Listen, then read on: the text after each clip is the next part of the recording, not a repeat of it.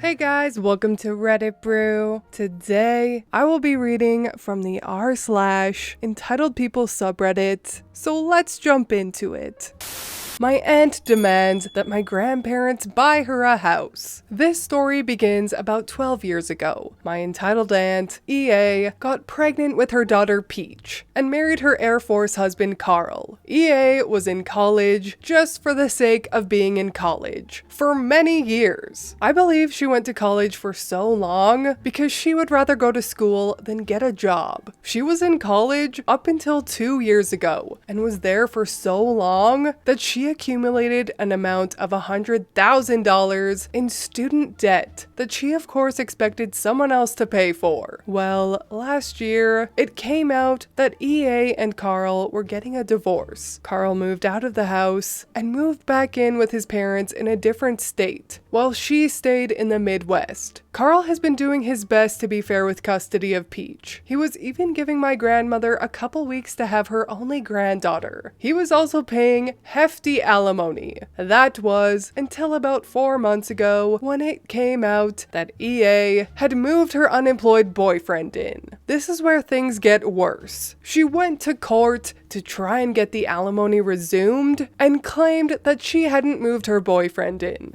But both her neighbors signed letters stating that she did. She is now asking my grandparents for help financially, and by help, she wants my grandparents to buy her a home and pay off her student loans. My grandparents agreed on the condition that she gets a job, will pay them back, as well as pay rent. EA found this to be an unacceptable trade-off and has not spoken to my grandparents in months, which is taking a toll on my grandfather. My grandfather has leukemia, and the stress from this has visibly aged him. Not to mention, ruined the relationship between my grandmother and Carl. I feel like the worst part is that my grandparents are already struggling financially. My grandmother works at a high school as a para-educator for students with disabilities, and my grandfather retired years ago due to crippling Crohn's disease. They really can't afford debt like that. It's been almost 2 months since she's spoken to my grandparents, and she's spent it trying to convince my mother that my grandparents are selfish and abusive. Also, 2 weeks ago, I got a text from my mom asking me if EA had talked to me. When I asked why, she said that my aunt apparently expected her or I to take a week off work and fly down to her state with Peach because my 11-year-old cousin shouldn't be flying alone. She also expected us to pay for a round-trip flight for whoever went down the first week of July, as well as the second week of September, the week before Peach goes back to school. The audacity of my aunt is astounding. Update. About 9 months ago, I posted a story about my entitled aunt. Since then, things have calmed down, but have also gotten more confusing. So, after the dust settled with the alimony case that EA obviously lost, Carl pulled back from my grandparents, since they started supporting EA as much as they were. This resulted in my grandparents having barely seen Peach, as my uncle has mostly full custody of her. It's really sad,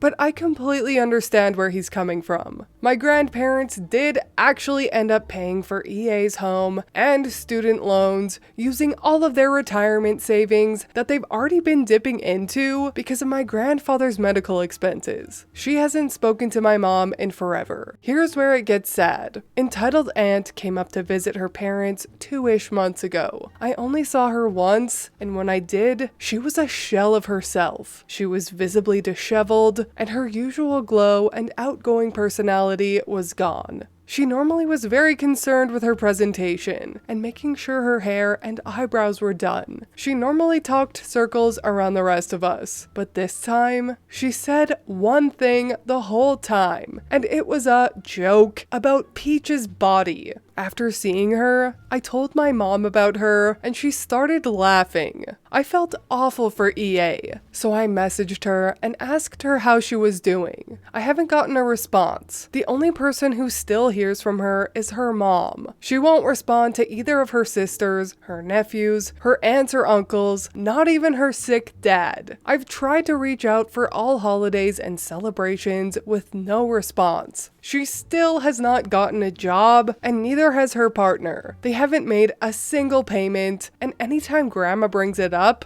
she just tells her, "Mom, I'm too depressed to work. I need time to grieve my failed marriage." I know this doesn't mean that she doesn't need to grieve, but I feel like that's a poor excuse, since she was already on Tinder near the end of their marriage, and I'm pretty sure she cheated on Carl. Entitled Aunt did reach out to Grandma about a month ago, demanding that she come down to help her and her partner with house maintenance that my grandparents should not be doing at their age. From my understanding, they have already trashed the house and painted a wall in a unique fashion that was popular on Pinterest for a bit. She covered the wall in duct tape and layered till it was about an inch thick, then removed the tape, leaving a geometric, textured, multicolored shapes on the wall. Sounds nice? I really don't know what's going to happen, because the situation has kind of been sitting at a stalemate for a while. And this is what enabling your children does, ladies and gentlemen. Possibly unpopular opinion, but there is such a thing as too much love. And this is it. When you give your children, especially adult children, every little thing they ask for, this is what happens. Entitled Aunt is a product of her environment, a person who solely just uses people and discards them when they're no longer useful to her. And as far as I'm concerned, her being just a shell of a human being now is her karma. She made her bed that somebody else bought, so she should lie in it. I do think that there's possibly more to this story though, and I think that this entire family would benefit greatly from some counseling. And despite it all, I do wish for them all to be able to grow and change, and see the error of their ways one day.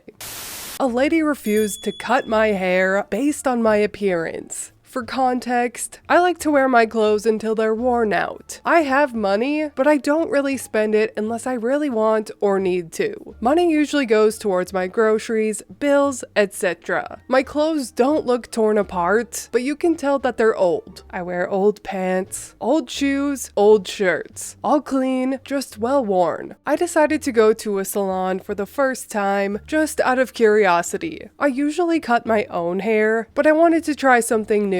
I signed in, sat down, and waited. The lady, who I assumed was going to be the original person to cut my hair, takes a glance at me and turns around to one of her coworkers. Without even lowering her voice, she tells her, "I am not cutting her hair." I walked in with very clean hair. I was clean. My hair is kind of short, and it was all brushed out and good before I walked in. She continued telling her that she didn't want to cut my hair because I was cheap and thought she would be lucky to get free stuff here. I didn't even know they did free things for newcomers. I just wanted a haircut, you know? Well, her coworker cuts my hair instead. We have a nice talk, and I end up with a lovely haircut. She was one of the sweetest people I've ever met. So, on top of paying for my haircut, I look at her and tell her, "Here, I want you to have this. This is yours. Don't give it to anyone else." And give her a $50 tip. The other woman saw all of that and looked angry as hell. The lady who cut my hair thanked me, and she looked overjoyed. That was the best $50 I've ever spent. Seeing the first woman's angry expression made my whole year. Not so cheap after all, huh?